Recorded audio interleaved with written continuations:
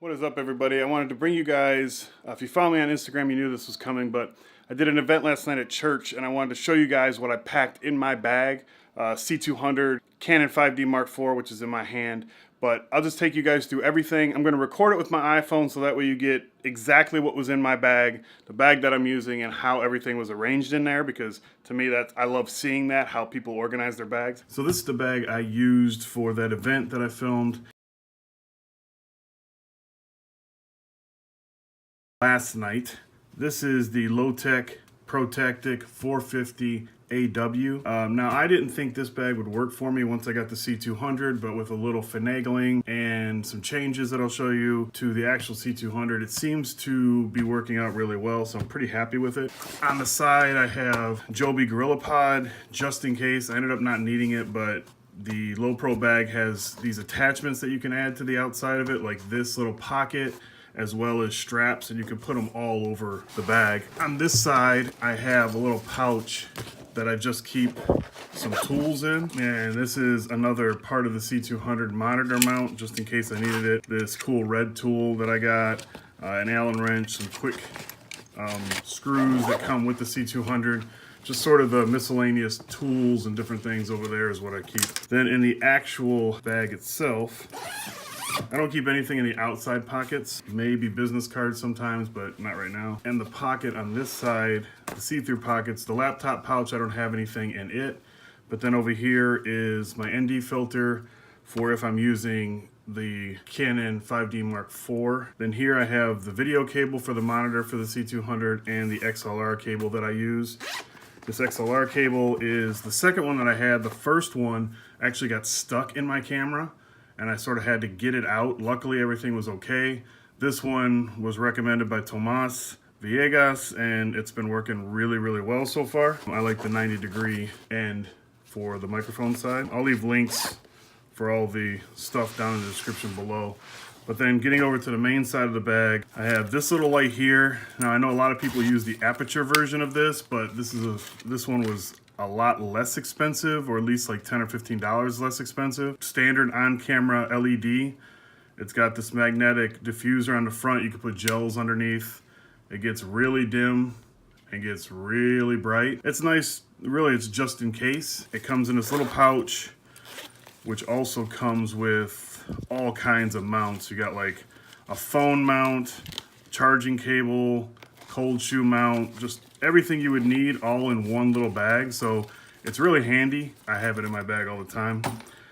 Over here is the microphone that I mount to the C200. If you follow me on Instagram, you've seen like pictures when I go somewhere, I'll post what my setup is. This is the MKH416. This is like the GOAT microphone. Sennheiser was cool enough to give that to me years ago, so that's like my go-to shotgun mic no matter what, especially with the C200 now. Little blow off, of course. Here is probably my favorite lens I've used, and that's the 70-200 2.8 Canon. This is the version 2. There's a newer version that came out.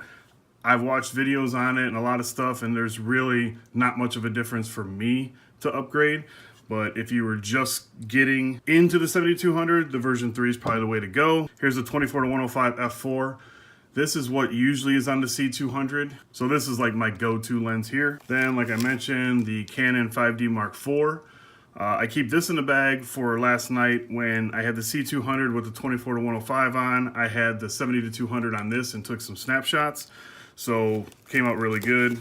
I love this camera. Love this camera. This is a small rig visor, like sunshade for the C200 monitor. Obviously I didn't use that last night, but it just sort of lives in the bag over there. Small rig handle. Again, well, I'll just put the picture right here of the setup that I had last night and how I'm using it now.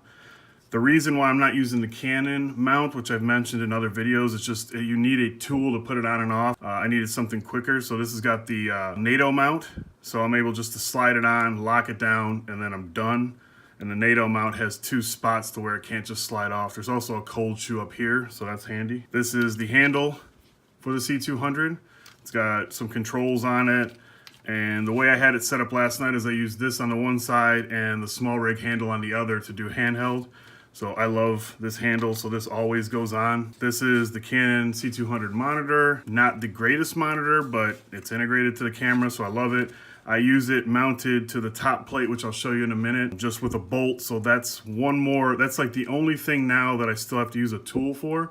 So that's something that's where I'm at right now, is trying to figure out to get rid of that. So everything I need is like toolless changeover. Then obviously my baby, the C200. I mean, what can you say? It's amazing.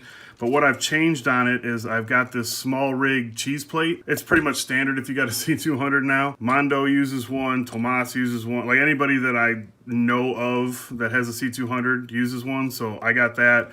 This is the little NATO rail. If I'm using it with the handheld with the handle on top, I'm gonna move it over to here and then everything's fine.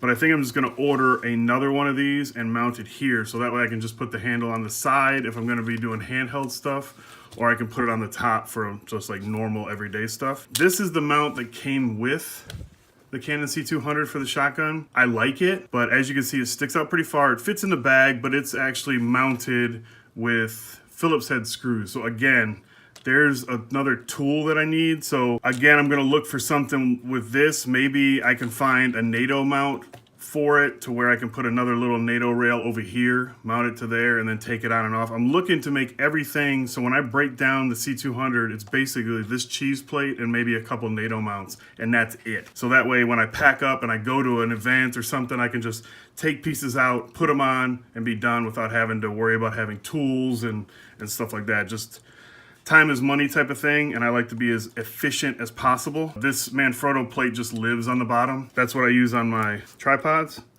Then over here, I have a spare battery for the C200. I filmed last night for, I don't know how many, probably about, the event was 3 hours long. I probably got an hour's worth of footage, and I used about 50% of the battery. So the battery on these are awesome. You can get an extended A60, but I mean, it sticks out like twice as far.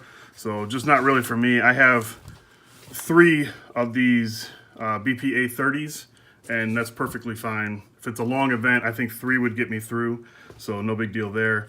Another thing that I know there's been a lot of chit chat and controversy about this lately, but this you can record to dual SD card slots.